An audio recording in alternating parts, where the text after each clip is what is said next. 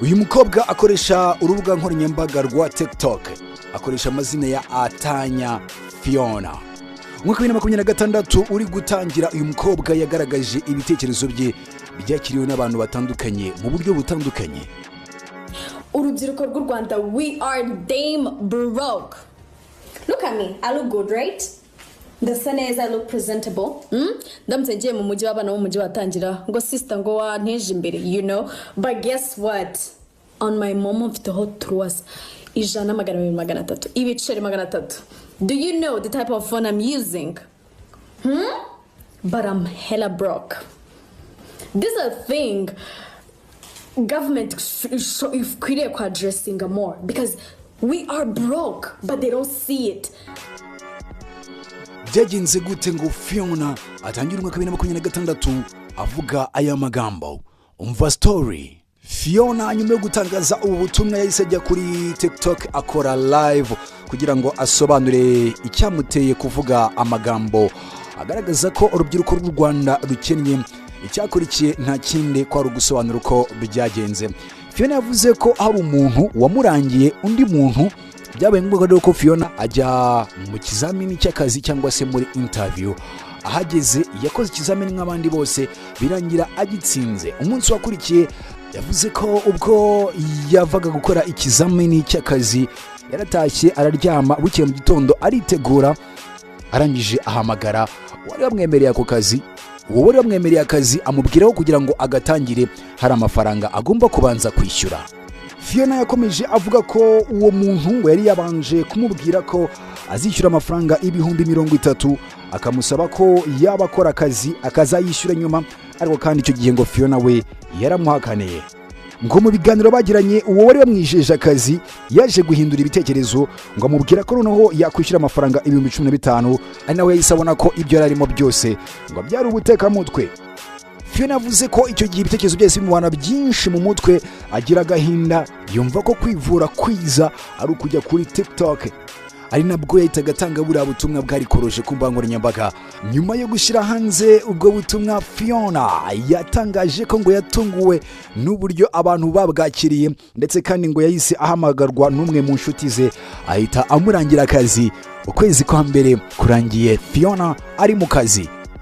Ni mu gihe kandi imibare mishya yagaragaje uko igipimo cy'ubushomeri mu Rwanda gihagaze.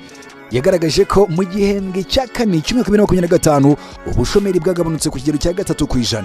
Muri raporo isanzwe izwi nka Labor Force Survey, aho mu gihembwe cya kane cy'umwaka 2024 ubushomeri mu rubyiruko bwari kuri 18%. Iyi raporo nshya ikaba igaragaza ko mu gihembwe cya kane cya 2025 abashomeri muri rusange mu gihugu hose bari 649,799, no kuvuga ko bangana na 11.7%. Ni mu gihe kandi habaye igabanuka rya 3% kuko mu gihembwe nk'icyo mwaka 2024 ubushomeri bwari kuri 14.7%. Njyewe umurerwa Aziza maze kumva icyo amategeko ategeka abashyingiranywe, nemeye kugahata uko wowe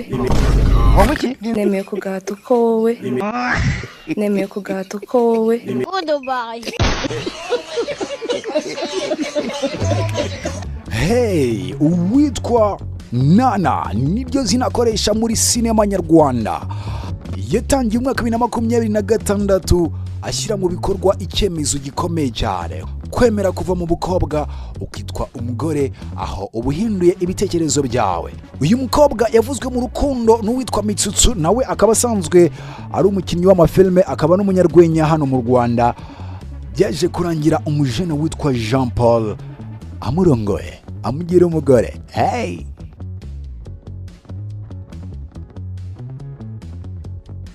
ukwezi kwa mbere rero kurangiye, umukinnyi wa filme wamenyekanye nka Nana asezeranye imbere y'amategeko n'umukunzi we Jean Paul ngo bamaze igihe bakundana. N'ubukwe bwagarutsweho cyane ku mbuga nkoranyambaga, benshi batanga ibitekerezo byabo. Gusa reka twifurize Nana kuzagira urugo rwiza, ndetse kandi ahagiye bizagende fresh. Ari ukuntu bitangira abantu batabyumva, ariko bitewe n'uko witwaye n'icyo ushaka kugeraho bikarangira bibaye byiza cyane. Nana turamwifuriza kuzagira urugo ruhire na Jean Paul. Hanyuma Mitsutsu wavuzwe mu rukundo wanagaragaye mu musangiro n'inshuti hagati ya Nana na Jean Paul n'inshuti za Nana, nawe tumwifurize komeza kugira urugendo rwiza mu rukundo.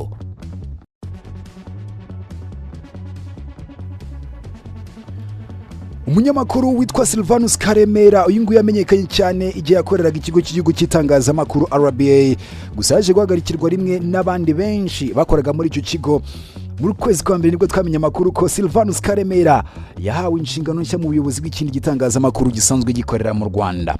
Silvanus Karemera numwe mu bakozi 12 bari birukanywe n'ikigo cy'igihugu cy'itangazamakuru RBA mu kwezi k'ugushyingo ku mwaka 2024. Uyu mugabo wahoze ari umwanditsi mukuru cyangwa se chief editor yaramaze igihe adakora mu bijyanye n'itangazamakuru. Amakuru yagiye hanze mu ntangiriro z'umwaka 2026 avuga ko yagizwe umuyobozi wa KT Radio akazatangira inshingano ze ku itariki ya mbere z'ukwezi kwa kabiri muri uyu mwaka wa 2026. Umuhanzi Aline Sano ufite abantu benshi bakunda ibihangano bye, cyane ko nafite indirimbo yitwa Turn Up, indirimbo yatangiye umwaka 2026 ihagaze neza, by'umwihariko abakunzi b'umuziki bakomeza gukora ama challenge atandukanye babyina imbyino zijyanye n'indirimbo yitwa Turn Up. Mu kwezi kwa mbere nibwo yafashe rutema ikirere ahaguruka mu Rwanda yerekeza muri Leta Zunze Ubumwe za Amerika, aho yaritabiriye inama yitwa NAM Show 2026, akaba yarahuriye n'abahanzi bakomeye barimo itsinda ry'abacuranzi cyangwa se band bitwa The Renaissance Orchestra ndetse na J Brock. Bagiranye ibiganiro bishobora gufungura imiryango y'ubufatanye mpuzamahanga hagati ya Aline Sano nabo. Aline Sano kandi yagiriye ibihe byiza muri Leta Zunze Ubumwe za Amerika nk'uko yagiye bigaragaza binyuze ku mbuga nkoranyambaga zitandukanye. Mwibutse ko amashusho y'indirimbo nshya yitwa Turn Up yashyize hanze mu mpera z'umwaka 2025, n'indirimbo imeze neza mu ntangiriro z'umwaka 2026. Niba ukunda Aline Sano komeza uryoherwe n'iyo ndirimbo.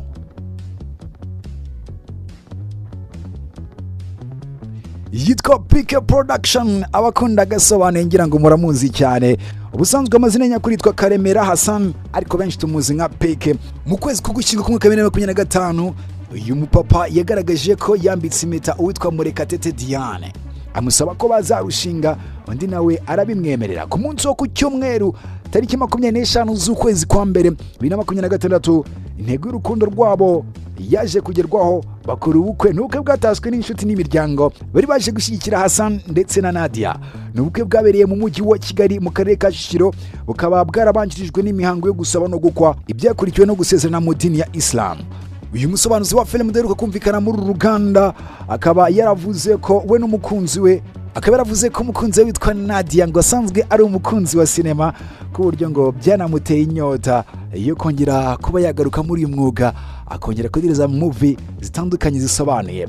Ndetse kandi PK akaba yaratangaje ko akurikije ubusabe bw'abantu benshi bifuza kureba filime yasobanuye azongera gukora uyu mwuga, ndetse ashimangira ko vuba bidatinze ari buze kongera gusobanura filime zitandukanye. Abakunda PK nizera ko nyuma yo kurongora tugiye kwakira ubundi buryohe adusobanura movie zitandukanye, by'umwihariko binyuze mu ijwi rye rikurura abantu benshi.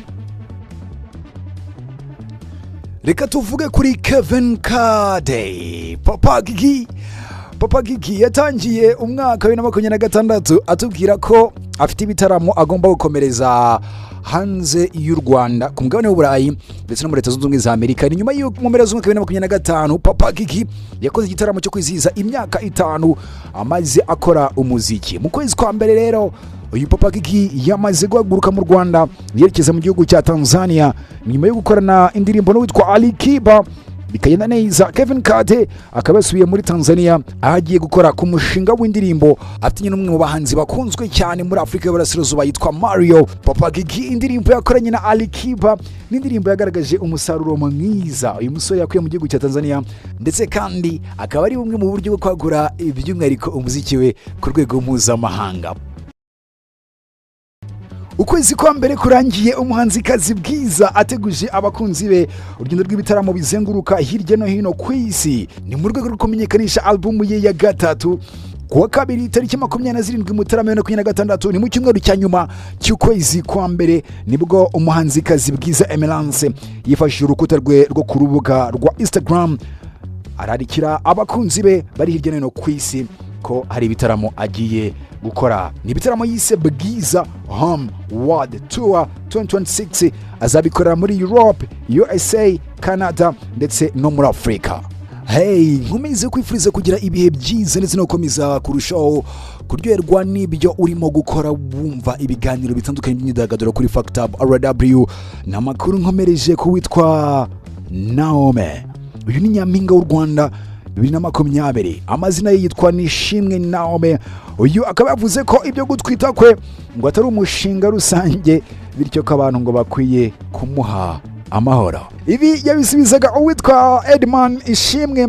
Uyu nguyu akaba yagiye ku rukuta rwa Twitter cyangwa se X yandika amagambo agira ati umwaka urashize n'undi uratashye, Miss Naome akoze ubukwe ariko nta kanunu ko gusama. Edman Ishimwe yategereje igipeta arakibura. Ni amagambo yakuruye impaka ndende cyane ko benshi bahise babwiriye umuntu ukorera kwivanga mu bitamureba, cyane ko ngatari byiza na gato kujya mu buzima bwite bwa muntu. Miss Naome Nishimwe nawe ati inda yanjye si umushinga rusange. Hey, ndagiye ariko kandi ndagaruka vuba. Wibuke gukora subscribe, like, share na comment. Mbere yuko ngenda reka nkubwire indirimbo 5 za fresh zidakwiye kubura kuri playlist yawe mu ntangiriro z'umwaka 2026. Ni indirimbo zikunzwe. Indirimbo ya mbere ni indirimbo yitwa Turarenze, ni indirimbo ya Davis D Shine Boy ari kumwe na Ishkavan. Indirimbo ikaba yaragiye hanze mu kwezi kwa mbere ku mwaka 2026. Ni indirimbo yakozwe na producer Muliro, hanyuma kandi amashusho yayo atunganywa na bagenzi Bernal. Indirimbo ya kabiri ni indirimbo yitwa Pom Pom, ni indirimbo ya Bruce Melody ari kumwe na Diamond Platnumz ndetse na Joel Brown. Nikwiye kubura kuri playlist yawe mu ntangiriro z'umwaka 2026. Indirimbo ya gatatu ni indirimbo yitwa Turn It Up, indirimbo ya Aline Sano. Indirimbo nayo imeze fresh sana, ukwiye kongera kuri playlist yawe mu ntangiriro z'umwaka 2026. Indirimbo ya kane ni indirimbo y'umuhanzi bita Real Road Yahise TikToker. Iyi ndirimbo nayo ikaba yaragiye hanze mu ntangiriro z'umwaka 2026. Ni indirimbo idakwiye kubura kuri playlist yawe. Mwibutse ko uyu muhanzi Real Road ari umwe mu bahanzi bakunzwe cyane ubwo yakoranaga na Bruce Melody. Indirimbo bise Fakoba Nisindiye kabiri, indirimbo yakunzwe n'abatari bake. Real Road nawe yagarutse muri TikTok, yongere kuri playlist yawe. Ni indirimbo ya kane. Hanyuma indirimbo ya gatanu ni indirimbo yitwa Ufise Ibanga, indirimbo y'umuhanzi bita Eyo Jazz. Ni indirimbo yakozwe n'umuproducer uri kuzamuka neza muri muzika nyarwanda yitwa Rusine on the Banga. Indirimbo yitwa Ufise Ibanga. Eyo Jazz n'umuhanzi uri kuzamuka, aracyakorera umuziki we mu ntara, ari mu karere ka Musanze, ariko kandi yabahaye banger fresh ibafasha gutangira umwaka 2026. Namwe mumeze fresh sana. Ngizo indirimbo 5 zibafasha gutangira neza uyu mwaka 2026. Komeza ugire ibihe byiza.